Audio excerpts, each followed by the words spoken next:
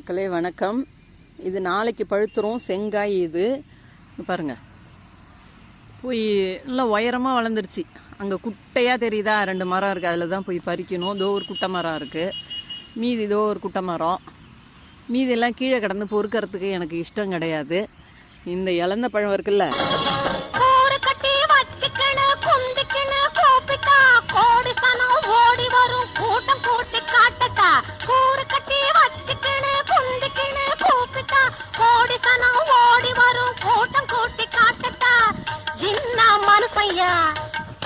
எவனுக்கு நீ பொறுப்பையா வாங்கையா, வாங்கி துண்ணு புட்டு துணிய போட்டு தூங்கையா. இழந்த பயம் இழந்த பயம் இழந்த பயம் படு